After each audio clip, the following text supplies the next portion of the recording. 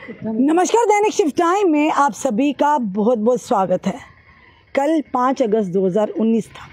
कल देखा आपने PDP democratic progressive Azad party ने प्रदर्शन किया, पर आज हम आम जनता से जानना चाहेंगे क्या खोया क्या पाया।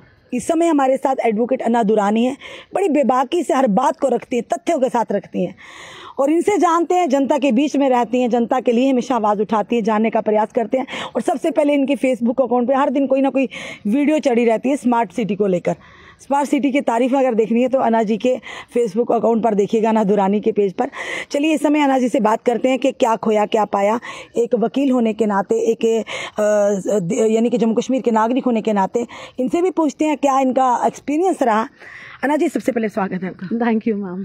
अन्ना जी, क्या कहेंगे कल जिस तरह से democratic progressive Azad party PDP द्वारा प्रदर्शन किया गया, ब्लैक डे मनाया गया, वहीं पे अगर आज बात करें तो युवा राजपूत सभा ने एक प्रण ले लिया और जल्द ही धरने पर भी बैठने वाले हैं। जिस तरह से महाराजा हरि सिंह जी की छुट्टी के लिए वो बैठे थे एक ही मंच के तले सबको, महाराजा हरि सिंह जी के स्टैचू के पास, और कल उन्होंने ये चेतावनी दी थी कि तारें कोई हमें बांध नहीं सकेंगी महाराजा जी के पास जाने के बाद। आज देखा रात को ही तारें उठ गई थी, यानी 5 अगस्त से पहले तारें लग गई और जब उन्होंने चेतावनी दी तारें भी उठ गई। तो आज एक रैली की शक्ल में गए तो उन्हें चेतावनी भी दी। क्या कहेंगे इन सारे? मैम, इसको कहते हैं जनता की ताकत, और जनता की ताकत के आगे कोई भी टिक नहीं सकता। अब अगर एक स्टेट से आपने यूटी में तब्दील कर दिया क्योंकि आप फुल कंट्रोल लेना चाहते थे, इसका मतलब होता है कि आपने किसी को अपने घर से उठा के उसका घर छीन लिया और उसको उठा के टेंट में डाल दिया और बोला अब ये तुम्हारा टेंट है। तो क्या वो इंसान टेंट में रहेगा? जब से ये यूटी बना है क्या फ़ायदा हुआ है हमें? बताइए, कोई फ़ायदा हुआ है? सबसे पहले अगर आप देखा जाए, सारे बाहर के लोग हैं, जो गवर्नेंस ब्यूरोक्रेसी सारी बाहर के लोग हैं, हमारे अपने कोई है नहीं, सुनवाई किसी की है नहीं। आपने खुद देखा हुआ है, जितने कुछ वीडियोस ऐसे हैं जो हमारे सोल्जर्स हैं उनके यहाँ ज़मीनों पे कब्जे हो रहे हैं। जो हमारे देश को बचा रहा है, देशवासी को बचा रहा है, वो अपने घर को नहीं बचा पा रहा। करेक्ट। तो आप मुझे बताइए ना, ये कौन सी गुड गवर्नेंस हो गई? उसके बाद एलजी साहब कहते हैं कि आवाम की आवाज़, मैं आवाम के लिए काम करता हूँ। अगर आप आवाम के लिए काम करते तो मुझे तो नहीं दिख रहा। आपने ऐसा क्या किया? स्कैम, कितने स्कैम हुए? उसके बाद जब नीट की परीक्षा भी हुई, वो तो नेशनल लेवल पे उस पर घोटाला पाया गया। जब आप देखेंगे बॉर्डर बटालियन है, एसपीओ है, डेली वेजेस है, जेकेपीएसआई है, फा है, हर कोई स्कैम निकले जा रहा है, हर जगह प्रोटेस्ट हो रहा है। तो जनाब तो कुछ बोल ही नहीं रहे ना उसके बारे में। हमारे जो एलजी साहब है उनका सिर्फ है कि मैं बोलूँगा गुड गवर्नेंस और लोग मान लेंगे ये गुड गवर्नेंस है, लेकिन ऑन ग्राउंड गुड गवर्नेंस कुछ भी नहीं है। जी, जिस तरह से आप जानते हैं कि अभी स्टेटहुड की बात चल रही है कि स्टेटहुड का दर्जा हमें मिलना कितना ज़रूरी है। अन्ना जी, हम स्टेटहुड का दर्जा मिलना बहुत ज़रूरी है। देखिए ना, हमारी अपनी पावर्स भी होनी चाहिए ना। और दूसरा, जैसे कि अभी असेंबली के इलेक्शन से कह रहे हैं कि आपको सितंबर एंड तक करवाना है, आधा अगस्त तो निकल गया। अब कब ये इलेक्शंस करवाएंगे, कब उसके नतीजे निकलेंगे? उसके बावजूद भी एलजी साहब के पास पावर्स हैं, हम तो सिर्फ नाम के रह गए ना। मैंने आपको बोला ना, किसी को अपने घर से उठा के उसको टेंट में फेंक देना, और हम केपीओ को तो पता है अपने घर से उठा के टेंट में फेंकने वाली क्या बात होती है। तो आप टेंट में रह के कैसे खुश रह सकते हैं? UT is equal to tent. आपने हमें टेंट में बिठा दिया, बोला है कि भाई हम आप पे राज करेंगे और आप उफ भी नहीं कर सकते। जी, ये प्रॉब्लम है। स्मार्ट सिटी को लेकर अब बड़ी अवेयर हमने देखा, बड़ी वीडियोस। मैं बहुत परेशान हूँ स्मार्ट सिटी को लेके। इन्होंने पता नहीं कौन सा क्या सोचा है।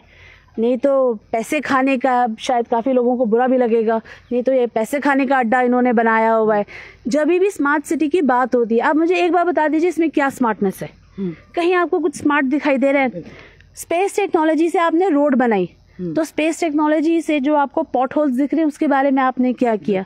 दिन को स्ट्रीट लाइट जलती है, शाम को चलती नहीं है। मैम देखिए, आर्टिकल 21 हमारे लिए सबसे सुप्रीम है, जीने का हक।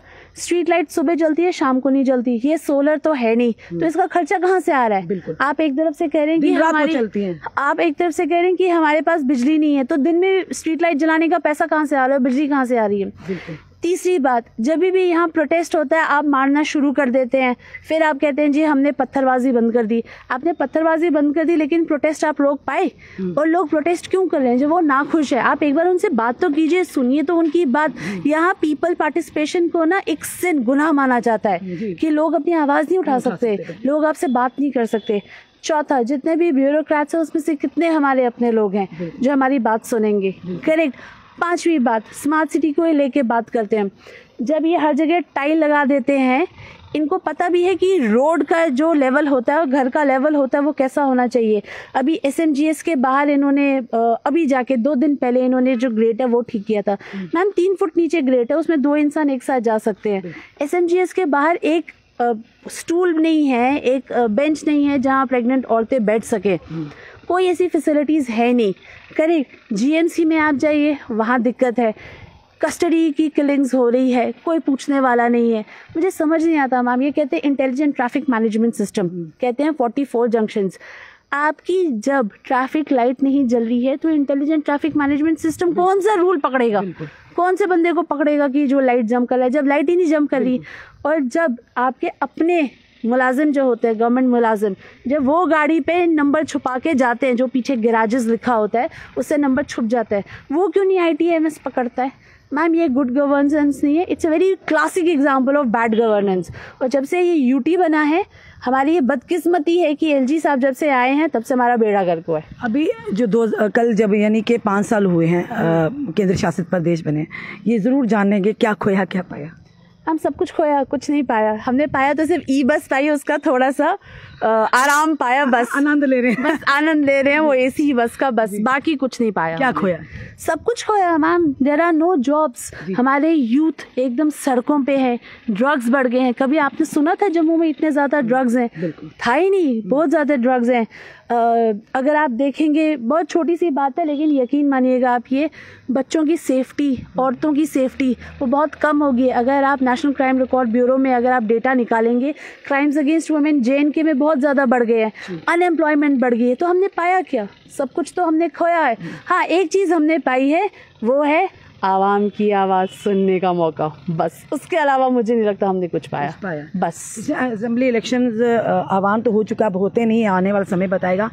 तो क्या लगता है लोगों को, किस तरह की जम्मू कश्मीर सरकार को, नेताओं को चुन के सामने लाना चाहिए? सबसे पहले धर्म की राजनीति मत कीजिए, क्योंकि हमेशा याद रखिएगा अगर आपको आगे बढ़ना है, धर्म मैम जो धर्म होता है ना, that is food for your morality, एक मॉरल कंपस के लिए।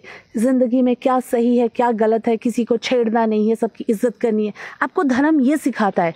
किस पार्टी को वोट देना है ये धर्म नहीं सिखाता, वो सिखाता है आपकी सहूलियत क्या है। अगर आप एक सिटीज़न है हिंदुस्तान के, आप टैक्स पे करते हैं, उस टैक्स के बदले आपको क्या मिल रहा है, आपका ये मुद्दा होना चाहिए। धर्म आपका मुद्दा नहीं होना चाहिए, क्योंकि जो हमारे बच्चे ना, और ये जनता के लिए बहुत ध्यान से सुनिएगा, जब आप धर्म के नाम पे प्रोटेस्ट करते हैं ना, तो एक बार आगे पीछे गर्दन घुमा के देख लीजिएगा, नेताजी के बच्चे वहाँ कहाँ होते हैं, या नेताजी खुद उसमें कहाँ होते हैं। वो नेताजी नहीं होते, नेताजी के बच्चे जाते हैं फॉरेन पढ़ने के लिए, हमारे बच्चे होते हैं जम्मू में पढ़ने के लिए, हमारे बच्चे सिर्फ इंडिया में पढ़ते हैं। वो क्यों नहीं फॉरेन जाते? जब हमारे आम आदमी जब एक बाहर जाने की कोशिश करता है, तो जो फॉरेन कंसल्टेंसी होती है, ट्रैवल अब्रॉड कंसल्टेंसी होती है, उसमें घोटाले आम आदमी के क्यों होते? किसी नेता का क्यों नहीं पकड़ा जाता? कभी आपने सुने किसी नेता के बेटे के साथ या बेटी के साथ घोटाला हुआ है, वो बाहर गए फिर उनको वापस आना पड़ा? ऐसा तो कुछ नहीं होता, ये हमेशा आम आदमी के साथ होता है। आप सोचिएगा कभी। अना जी, आप इतनी बेबाकी से बोलती हैं, तो आप ट्रोल भी आपको कई लोग एक्सपर करते हैं, काफ़ी करते हैं, तो आप डरते नहीं कुछ भी कहने से? मैम डरने वाली क्या बात है, वकालत की है, अब खड़ा होना है। अगर हम अपने, और देखिए एक और चीज़ मैं आपको बताऊंगी, I am a Kashmiri Pandit, right? 90 किसी को भूला नहीं है, तो अगर अब इंसान अपने हक के लिए नहीं खड़ा होगा तो कब खड़ा होगा? और रही बात ट्रोल करने की, तो करने दीजिए, उनको भी पीछे रहेंगे ना झुकेंगे? मैंने नहीं झुकना और माफ़ भी नहीं करना। अगर कोई बदतमीजी करेगा, मैं ये बता रही हूँ, अगर कोई बदतमीजी करेगा और उसके अगेंस्ट ऑफेंस बनता है तो मेरे से माफ़ी मांगने नहीं आना, मैं माफ़ी देने वालों में से नहीं हूँ। बिल्कुल, धन्यवाद। देखिए, ये से कहते हैं महिला सशक्तिकरण, विमेन एम्पावरमेंट। महिला खुद में एक बहुत बड़ी ताकत है, उसे पहचानने की ज़रूरत है, डरिए मत। और फिलहाल हमने बात की आज धारा 370 और 35 के एब्रोगेशन के बाद किस तरह का जम्मू कश्मीर का जो तस्वीर निकल कर सामने है, क्या खोया क्या पाया। अना जी ने कहा हाँ पाया ज़रूर है, ई बसेज में ठंडी सफ़र थोड़ा पाया, बाकी आप कहेंगे हमने खोया। पहले कश्मीरी नेता कहते थे अगर धारा 370-35 से एब्रोगेट हुआ तो सबसे ज़्यादा नुकसान जम्मू वालों को होगा, और कहीं ना कहीं वो भविष्यवाणी आज सत्य साबित हो रही। कोई कश्मीर कश्मीर में जाकर ज़मीन नहीं ले रहा, कोई वहाँ पर जाकर काम नहीं कर रहा, कम लोग कर रहे होंगे, बट जिस तरह से अगर जम्मू की बात करें, जितने भी बाहरी राज्य के लोग हैं सब आपको जम्मू में देखेंगे, चाहे वो फ्रूट की रेडी हो, चाहे वो सब्जी की रेडी हो, चाहे कोई ठेला लगाना हो, चाहे कहीं भी आप देखेंगे हर तरह बाहरी राज्य के लोग हैं। तो हमारे जम्मू वासी कहाँ जाएंगे जनाब? नौकरियों में भी आप देख रहे हैं बाहरी के लोग हैं। तो कहीं ना कहीं अन्ना जी ने साफ तौर पर कहा है कि जनता जब तक जागरूक नहीं होगी, अपने अधिकारों का पता नहीं होगा, तो हमारे अधिकारों के साथ हमारा इस ऐसे ही हनन होता रहेगा। तो जनता ज़रूर इस वीडियो में कमेंट बॉक्स में ज़रूर अपनी राय रखिएगा कि अन्ना जी ने जो सच्ची बातें कही हैं, क्या आप उससे मुत्तफिक हैं, और क्या कितनी जल्दी हमें राज्य का दर्जा वापस मिलना चाहिए, क्या खोया क्या पाया, ज़रूर कमेंट बॉक्स में कमेंट भी कीजिएगा। और इस वीडियो को जी मैं एक और बात कहना चाहूँगी, आपका भी बहुत बहुत शुक्रिया कि आप वक्त वक्त पे आवाज़ उठाते हो और आप बिल्कुल शेरनी की तरह आगे चलते हैं। आप भी शेरनी हो तो हर महिला शेरनी है, कोई कम नहीं, कोई कमज़ोर नहीं है। बस आप एक कदम बढ़ाइए, अन्ना जी और हम आपके साथ। अगर किसी के साथ कोई जेन्यून है, अगर कहेंगे झूठ फरेब बनाकर, उसके साथ हम नहीं खड़े हैं, क्योंकि कई ऐसी सारी महिला हैं जो विक्टिम कार्ड खेलती हैं। हाथ जोड़कर माफ़ी मांग कर ये कहूँगी, कहना हम एक महिला, लोग कहेंगे जी आप महिला हो के, बिल्कुल, क्योंकि आप भी जानते हैं कई पुरुष इसी वजह से विक्टिम होते हैं कि महिला वीमेन विक्टिम कार्ड खेलती हैं, उसी वजह से पुरुष फंस जाते हैं, कई बेगुनाहों को सज़ा मिल जाती है।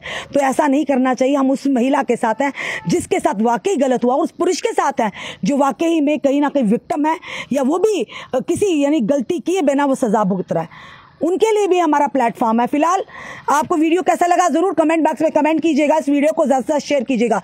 जुड़े रहिए ऐसे हमारे साथ अगले अपडेट के लिए। जय हिंद, जय भारत।